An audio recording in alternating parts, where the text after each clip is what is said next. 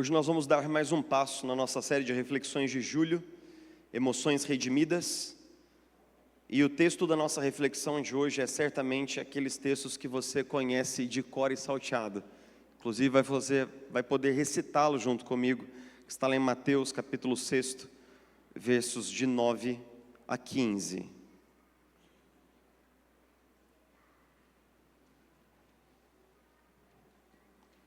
Mateus capítulo 6, versos de 9 a 15. Jesus, falando sobre oração com os discípulos, diz assim: vocês orem assim. Leamos todos juntos? Pai nosso que estás nos céus, santificado seja o teu nome. Venha o teu reino, seja feita a tua vontade, assim na terra como no céu. Dá-nos hoje o nosso pão de cada dia. Perdoa as nossas dívidas, assim como perdoamos aos nossos devedores. E não nos deixes cair em tentação, mas livra-nos do mal, porque teu é o reino, o poder e a glória para sempre. Amém. Pois se perdoarem as ofensas uns dos outros, o Pai Celestial também lhes perdoará. Mas se não perdoarem uns aos outros, o Pai Celestial não lhes perdoará as ofensas. Quando nós falamos sobre perdão, nós estamos entrando num terreno bastante insólito e perigoso, porque quando nós falamos sobre nos livrarmos do rancor, que é o tema da nossa reflexão de hoje, nós não estamos pensando propriamente naquele colega que deveria ter entregue o relatório para você, mas não entregou, e por isso você está muito chateado. Você não está pensando, por exemplo, no seu colaborador que chegou 40 minutos atrasado na reunião, e por isso você está muito chateado. A gente não está pensando em coisas tão impessoais assim, como um colega da faculdade que prometeu que faria aquela parte do trabalho, mas não fez. Nós estamos pensando sobre coisas muito próximas do núcleo do coração. Nós estamos falando sobre pais que nos abandonaram. Nós estamos falando sobre abusos, sejam eles espirituais, morais ou mesmo físicos. Nós estamos falando sobre filhos que quebraram o coração dos seus pais e decepcionaram-nos de uma maneira brutal e escandalosa. Nós estamos falando de um amor romântico que passou por uma traição conjugal, por uma infidelidade, uma quebra da aliança. Nós estamos falando sobre amigos muito íntimos que traíram nossa confiança, que traíram aquelas horas sagradas que nós compartilhamos juntos ao redor da mesa. Quando nós falamos sobre perdão, nós estamos falando de temas que são caros ao coração. Nós estamos falando de coisas que vêm carregadas com emoção. Então hoje eu quero empreender com você uma viagem curta, mas uma viagem na direção do perdão, explorando o que o rancor significa, como ele é construído, como ele é fortalecido e como ele pode ser transformado pelo Evangelho. Quando nós falamos sobre rancor, nós estamos falando dessa delicada relação entre trauma e memória. E se você pegar uma pessoa, alguns pesquisadores fizeram isso, eles pegaram algumas pessoas e colocaram essas pessoas para terem o cérebro mapeado, analisado, enquanto o pesquisador provocava diversos temas, e eles pediam assim: lembre-se de uma pessoa que te magoou muito, que te feriu muito. Lembre-se agora do que você sente em relação a isso daí. E quando eles começavam a explorar o rancor, o trauma dessas pessoas, o que eles descobriram? Eles descobriram que duas grandes áreas, elas acendiam assim como uma árvore de Natal no cérebro. Uma área bem na frente aqui do córtex frontal, que regula a memória, nossa memória em especial de longo prazo. E uma outra área mais perto da amígdala central, que explora as nossas emoções. Na verdade, a ciência está tentando dizer aquilo que nós já sabemos intuitivamente, que quando nós somos ofendidos por alguém, quando nós somos machucados por alguém, nós retemos aquilo num lugar muito importante da nossa memória. Então note como é fácil esquecer uma coisa boa que alguém fez para você. É fácil que a gente, depois de uma semana, não se lembre mais de um presente, de um abraço, de uma palavra de apreciação. Agora, tente recuperar pela memória alguma coisa que machucou e entristeceu você. Nós lembramos como se tivesse acontecido ontem, porque essa área do nosso cérebro, ela grava o nominho dessa pessoa lá, grava o que aconteceu como se fosse um mecanismo de proteção, para se proteger de um novo abuso, para se proteger de uma eventual nova ofensa. Então a ciência tenta explicar aquilo que nós já sabemos, que quando nós somos machucados, nós tendemos a lembrar daquilo. E porque nós tendemos a lembrar daquilo, nós então entramos no ciclo do rancor. E como o rancor é construído? Primeiro nós somos ofendidos. Existe uma ofensa real, alguma coisa que nos machuca.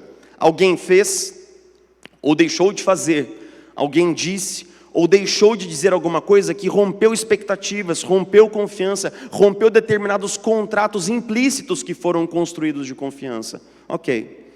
Mas depois nós entramos num estado que os próprios investigadores, os cientistas chamam de ruminação mental. Eu não sei se você sabe muito bem de onde vem a ideia de ruminar, mas sendo um homem do campo, ainda gosto de pensar em mim dessa maneira, eu vou dizer para você o seguinte: a vaca, ela tem 4 estômagos, e quando ela colhe o capim, ela o mastiga, e esse capim vai para o primeiro estômago, mas essa digestão ainda não está completa. Esse estômago, ele regurgita o capim, que volta à boca, ela o mastiga novamente, e ele vai para o segundo estômago, assim sucessivamente, até o final do processo digestório. Alguns estão fazendo uma expressão assim, nossa, que coisa mais...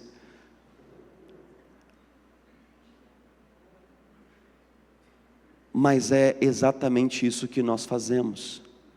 Nós trazemos o trauma de volta, nós o lembramos, nós o vivenciamos na nossa imaginação, e quanto mais nós repetimos esse filme para nós mesmos, mais nós fortalecemos as estruturas da memória do trauma. E é por isso que muitas pessoas no gabinete, elas contam as coisas para mim de 30 anos passados, como se tivesse acontecido ontem de manhã. Elas sentem um rubor na face, elas sentem as mãos trêmulas, o corpo delas começa a traduzir aquela ansiedade, aquela angústia, como se elas estivessem exatamente agora diante do agressor que as ferira no passado. Porque depois de passar muitos anos ruminando e lembrando e rodando aquela fita, aquilo agora se tornou uma ferida ainda mais profunda, mais arraigada. Na verdade, raízes são justamente a expressão que o autor de Hebreus, escrevendo aos Hebreus capítulo 12, versículo 15, diz assim: cuidem que ninguém se exclua da graça de Deus, que nenhuma raiz de amargura brote e cause perturbação, contaminando muitos. Raízes de amargura significam essas estruturas que foram se infiltrando no nosso coração e que foram contaminando o nosso coração, nos tornando pessoas amargas. Porque logo depois desse estado de rancor estabelecido, nós construímos mais 2 passos sequenciais. Um sentimento de desprezo e talvez até mesmo de indiferença pela pessoa que nos machucou, seguido de um desejo consumidor de vingança. Como é que nós sabemos que nós estamos sendo visitados pelo rancor? Quando é que nós sabemos que o nosso coração está infiltrado de raízes de amargura? É quando nós não conseguimos acessar uma memória de maneira tranquila. Se a pessoa pergunta assim: pastor, eu queria conversar com você porque eu não sei se eu realmente perdoei alguma coisa que aconteceu na minha infância, eu sofri um trauma, eu sofri um abuso. Eu falo: ótimo, vamos conversar sobre isso. Na verdade, enquanto a pessoa conta o que aconteceu, eu presto mais atenção em como o corpo dela reage à medida que ela fala. Porque quando o corpo dela reage, e as expressões estão em todo lugar, o pescoço fica vermelho, ela sente taquicardia, as mãos ficam incômodas, e a própria postura corporal é de que ela está sendo acuada num canto assim, é porque o corpo está dizendo que essa memória traumática ainda não foi suficientemente curada.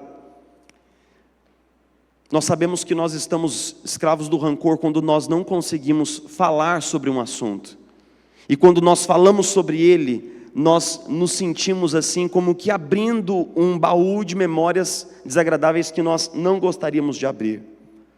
Estudos comprovam o seguinte, que quando uma pessoa, ela alimenta o rancor durante alguns anos, ela começa a aumentar o seu risco de depressão, ela começa a aumentar o seu risco de danos físicos, como AVC, por exemplo, infarto cardíaco. Ela começa a se expor a taxas cada vez mais periculosas em relação à sua saúde física, porque o corpo ele vai traduzindo as aflições e angústias da alma. Como a nossa fé, como o fato de sermos cristãos e de conhecermos a Deus, nos faz olhar para esse tema. Nós estamos no Sermão do Monte, no coração do Sermão do Monte.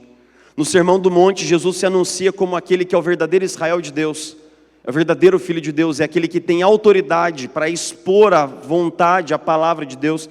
Então, depois de ter convocado os seus ouvintes ao arrependimento no capítulo 4, porque o reino dos céus é chegado até vocês, o texto diz no capítulo 5 que ele se assenta num monte e, se assentando numa postura tipicamente rabínica de ensino, os seus discípulos se sentam ao seu redor e toda a multidão está ali, mas ele fala endereçadamente aos discípulos, ele fala ao coração dos discípulos. E em determinado momento Jesus começa a falar sobre as práticas de piedade mais comuns do seu tempo, falando sobre a esmola, falando sobre o jejum, falando sobre a oração. E ele cita 2 exemplos negativos de oração no contexto anterior do texto que nós lemos. Ele fala dos próprios fariseus que gostavam de orar publicamente nas praças e nas esquinas para que as pessoas vissem que eles eram pessoas piedosas, grandes homens de oração. Mas depois ele cita os gentios que iam até os templos e repetiam fórmulas de oração e repetições vãs e sem sentido, tentando convencer os deuses de atender os seus pedidos. E então ele diz o seguinte: vocês orem assim.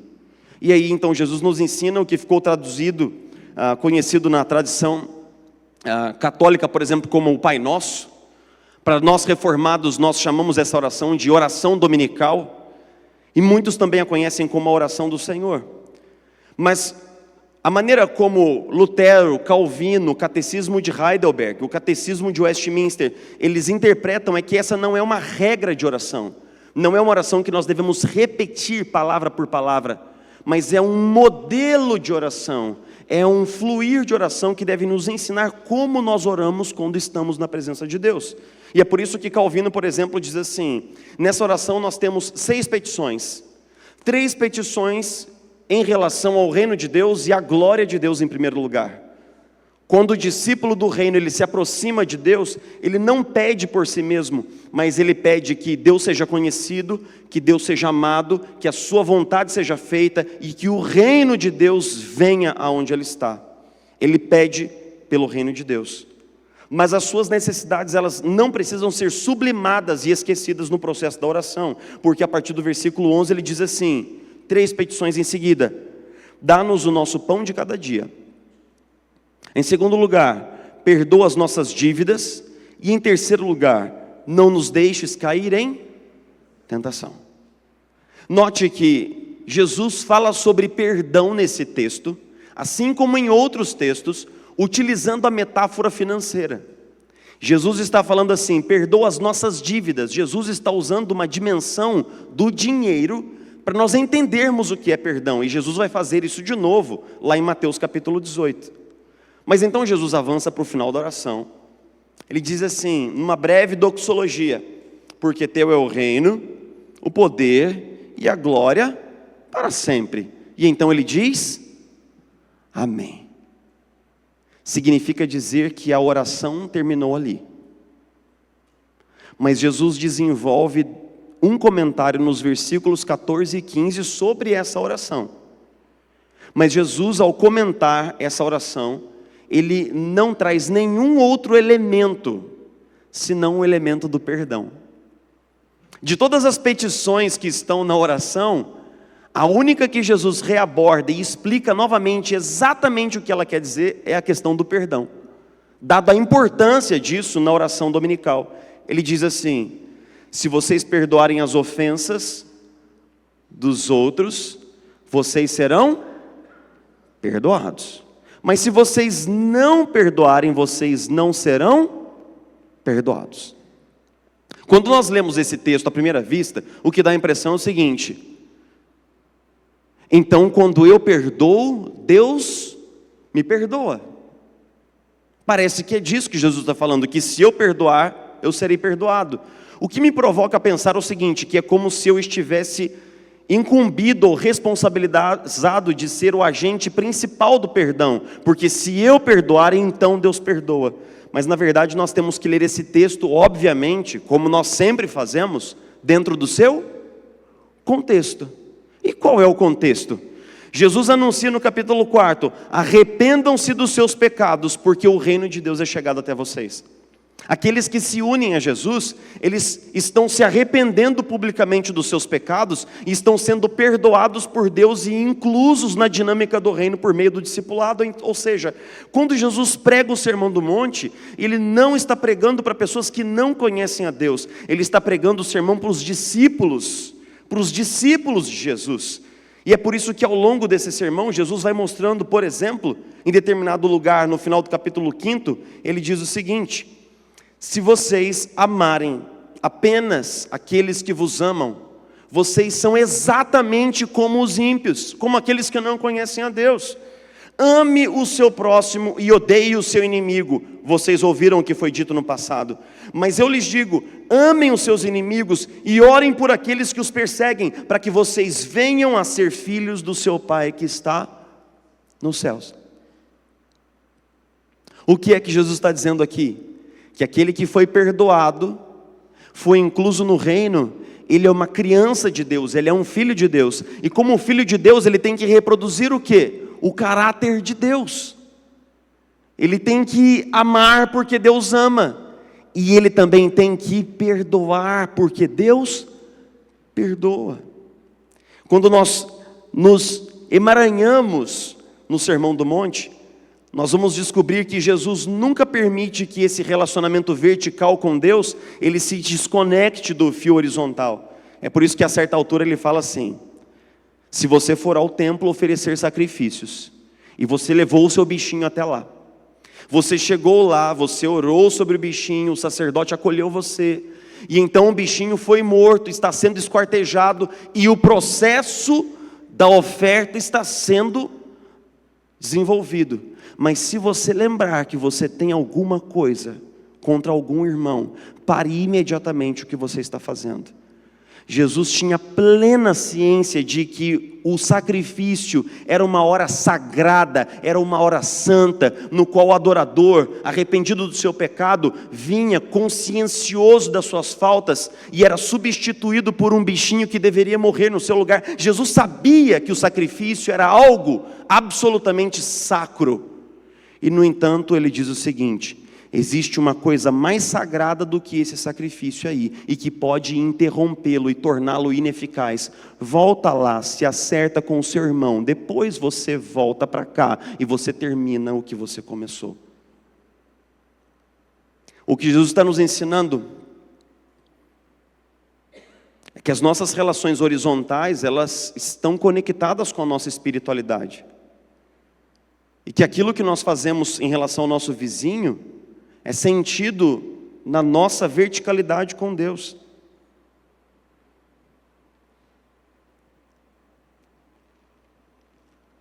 Se alguém afirmar, eu amo a Deus, mas odiar o seu irmão é mentiroso. Pois quem não ama seu irmão a quem vê, não pode amar a Deus a quem não vê. Ele nos deu este mandamento: quem ama a Deus, ame também ao seu irmão. Primeira Epístola de João, capítulo 4, versículos 19 e 20. O meu mandamento é este: amem-se uns aos outros como eu os amei. João, capítulo 15, versículo 12. Vamos juntar tudo agora. Quando Jesus fala perdão, sobre o perdão, logo após a oração dominical, é como se Jesus dissesse assim: Senhor, nos sustenta e nos mantém perdoando os outros, assim como nós já fomos perdoados, para que nós não saiamos de debaixo do guarda-chuva protetor do teu perdão e da tua graça. Quando Luz Ulrich, um grande comentarista, comenta esse texto, ele diz o seguinte: o que Jesus está dizendo aqui é que quando nós nos negamos a dar para outro aquilo que nós recebemos graciosamente de Deus, é porque nós estamos insultando a Deus. Quando nós negamos ao meu irmão aquele perdão que eu recebi da parte do próprio Deus em Jesus Cristo, nós estamos minorando, diminuindo e menosprezando a graça divina. E é por isso que aquele que se nega a estender o perdão que recebeu, ele pouco a pouco vai se colocando a si mesmo para fora de debaixo do guarda-chuva do perdão de Deus. Ele caminha para fora da graça perdoadora com suas próprias pernas. E eu quero ir para o final dizendo muito claramente o que isso significa para nós. Porque tendo pregado sobre isso durante 20 anos, e tendo pastoreado pessoas que foram agredidas, abusadas e violentadas durante 20 anos, obviamente eu ouvi muitas coisas no aconselhamento pastoral. E eu quero compartilhar com você o que eu ouvi no gabinete. As perguntas mais duras e indóceis que eu ouvi tendo fechado aquela porta ali. E a primeira é quando a pessoa conta tudo que ela sofreu, ela conta tudo pela qual ela passou, e ela faz um resumo dizendo assim: pastor, é impossível perdoar essa pessoa. É impossível perdoar essa pessoa por tudo que ela fez. Ela destruiu a minha vida, pastor. Ela destruiu minha reputação. Ela destruiu minha pureza. Essa pessoa solapou com a minha história. É impossível, pastor. Eu fui prejudicado demais. É impossível perdoar essa pessoa. Como um bom pastor, sabe o que eu digo para essa pessoa exatamente nessa hora?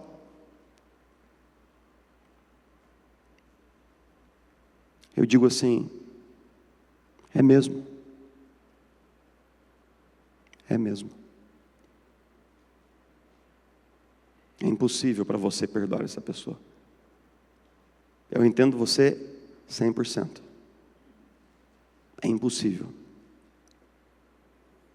Se você estiver falando só de você e da sua força de vontade, se você estiver falando só de você e dos recursos que você tem, se você estiver falando só de você e do que você possui, eu acredito 100% em você. Você não tem os recursos para perdoar essa pessoa.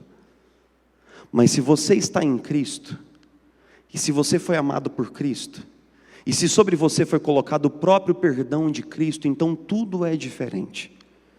Porque nós não podemos dar aquilo que nós não temos, mas nós podemos dar aquilo que nós recebemos quando nós já fomos alcançados por um maravilhoso perdão de Deus em Jesus Cristo.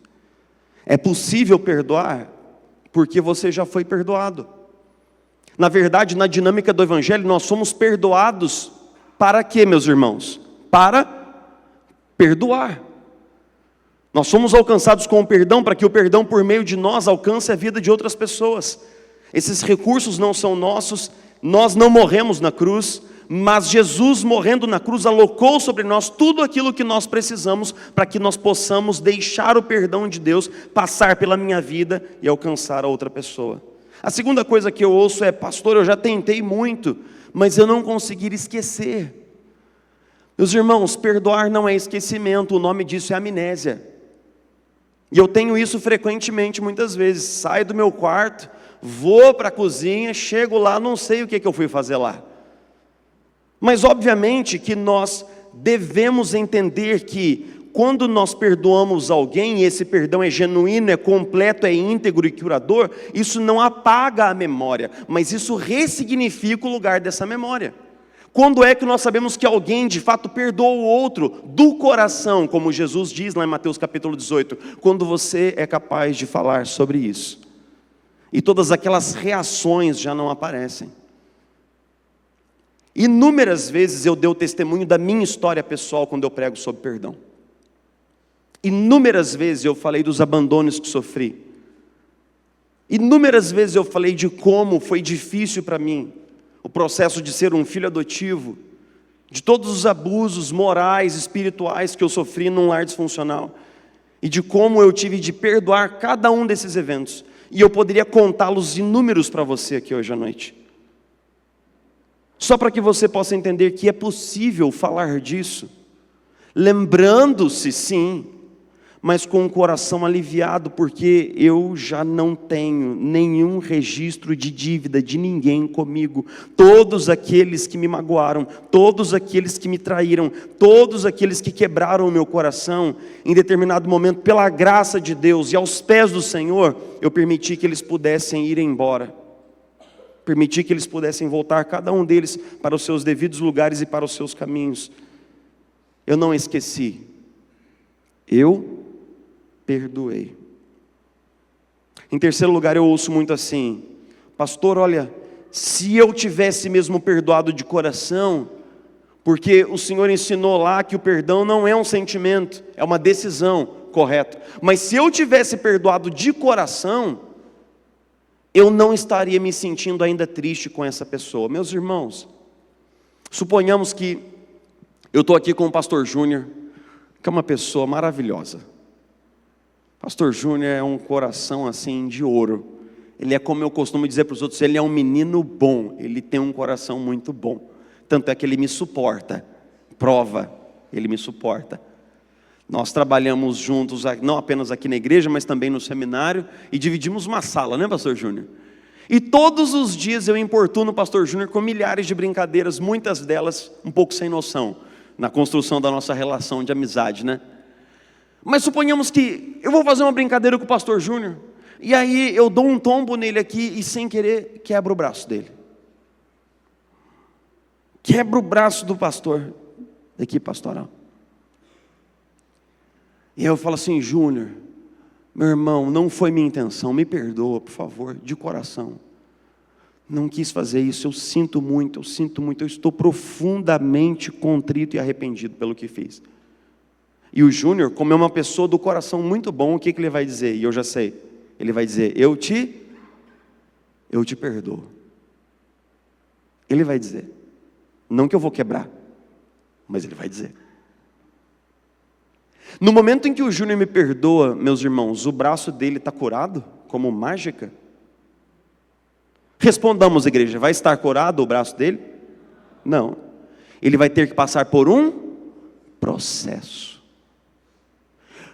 Se você perdoar hoje, pela fé, como um ato, como uma decisão, aquele que te machucou, você abre um espaço para que o Espírito Santo de Deus trabalhe no seu coração e cure coisas dentro de você.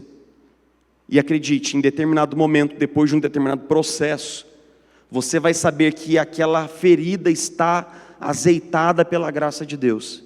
Mas se você não perdoar, essa ferida vai se aprofundar, vai inflamar, vai ficar feia, e daqui a 10 anos vai ficar pior do que aquilo que está hoje aí diante de você. E a escolha é muito sua e é muito minha. Nós todo ano fazemos pelo menos 2 ou 3 reflexões sobre perdão aqui na igreja, porque essa é a necessidade mais urgente de homens e mulheres como eu e como você, que vieram de famílias completamente disfuncionais. Eu conheço a história de cada pessoa aqui. Filhos de pais bêbados, pais alcoólicos, pais violentos, pais omissos, relacionamentos rompidos, corações despedaçados. Nós precisamos do perdão de Deus, mas não como um tipo de sentimentalismo barato evangélico no nosso meio, mas como uma convicção que vem do conhecimento do Evangelho. Quando nós entendemos o que Deus fez por nós na cruz, nós somos compelidos a perdoar quem nos ofendeu. E é certo que isso tem um efeito sobre os nossos afetos, mas essa é uma decisão por uma mente que foi informada pela verdade da graça de Deus em Cristo Jesus. Então perdoar o outro não é outra coisa senão estender a ele o perdão que eu recebi. Mas como isso se parece na prática? Jesus utilizou a metáfora financeira para explicar o perdão, não apenas nesse texto, mas num texto muito mais denso teologicamente, que é Mateus capítulo 18. E nas 2 ocasiões, Jesus utiliza o dinheiro para explicar o perdão. Porque é o seguinte: suponhamos que eu venha até você e fale assim: meu irmão, eu estou precisando muito pagar um boleto hoje, rapaz. Um negócio aqui, uma compra que eu fiz aqui, um trem, tal. Você me empresta R$1.000? E aí você me empresta R$1.000. Note que Jesus ele diz que quando alguém me ofende, alguém assumiu uma dívida comigo. Jesus utiliza essa linguagem financeira, alguém se endividou comigo. O que é perdoar? Perdoar é não cobrar a dívida, é não vingar a dívida, é não acusar a dívida. Perdoar é basicamente assumir o prejuízo. É basicamente assumir o prejuízo, é sofrer o prejuízo. Tim Keller, falando sobre isso no seu livro Perdoar, ele diz o seguinte: nós cristãos, orientados pelo entendimento que temos do que Jesus fez por nós na cruz, nós entendemos que perdoar é sofrer o prejuízo, é sofrer o prejuízo, é tomar o calote. Então vamos encerrar, porque pode ser que eu saiba o que está pairando no seu coração agora. Pode ser que eu intua o que você está pensando agora, no final dessa frase: perdoar é sofrer o prejuízo. Pode ser que dentro de você, uma vozinha bem miúda esteja dizendo assim: pastor, mas isso não é justo. Isso não é justo, pastor. O senhor está dizendo para mim então que eu devo simplesmente deixar o meu agressor ir, de mãos abanando, sem punição? Eu devo simplesmente absorver isso na minha conta e sofrer o prejuízo? Pastor, isso não é justo. E novamente eu vou dizer assim: eu concordo com você, mas nós temos que ter muito entendimento do que nós vamos pedir em seguida. Porque se você e eu nós formos pedir justiça contra os nossos agressores, é lógico que eu vou pedir para que a justiça seja executada em relação aos meus agressores. Mas para ser bem justo, essa justiça também teria que ser executada contra quem? Contra mim. Porque seria absolutamente incoerente eu pedir: Senhor, que o Senhor julgue a causa daquele que me ofendeu. E Deus fala: tudo bem, eu vou julgar ele, mas vou julgar você também. Em determinado momento, os evangelhos, Jesus diz assim: olha, cuidado com a régua que você usa para medir os outros, porque com essa mesma reguinha milimétrica, você mesmo será medido. Cuidado para quando você pega um paquímetro e coloca nas ofensas dos outros, porque o mesmo paquímetro de precisão será colocado para medir as suas ofensas.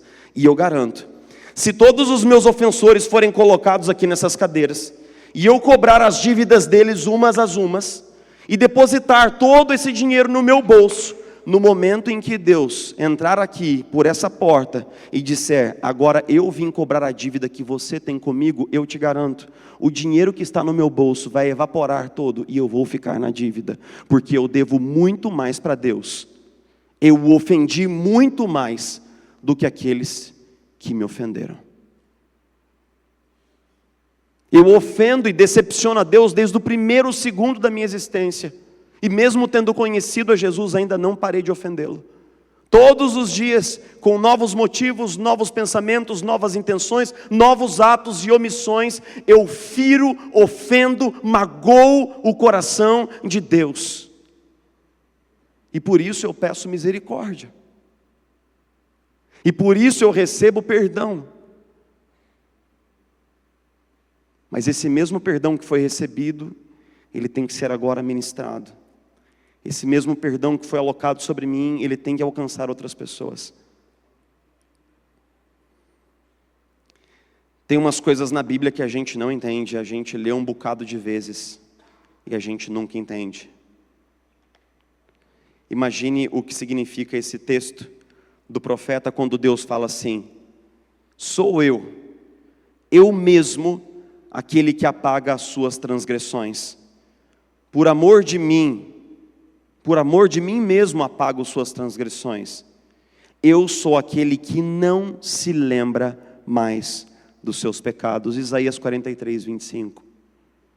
Porque eu lhes perdoarei a maldade e não mais me lembrarei dos seus pecados. Juízes 31, 34. Eu quero finalizar essa reflexão com uma boa notícia.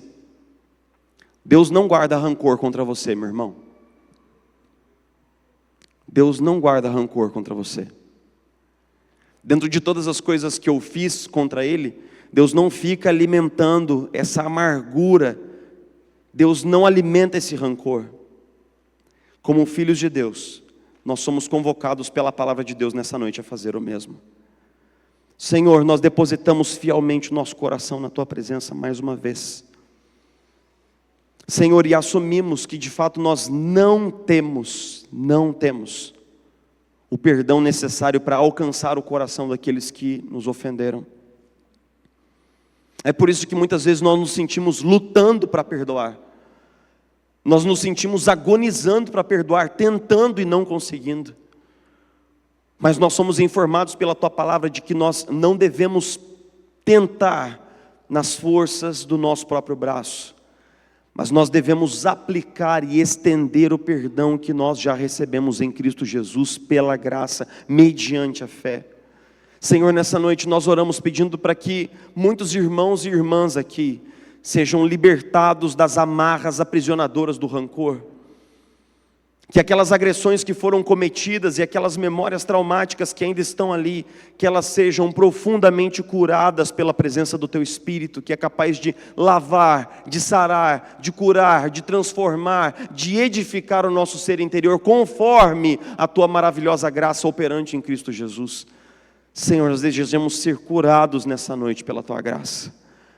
Nós desejamos ser libertos, que as cadeias que nos prendem ao passado possam ruir, cair em nome de Jesus e no poder que há no sangue de Jesus.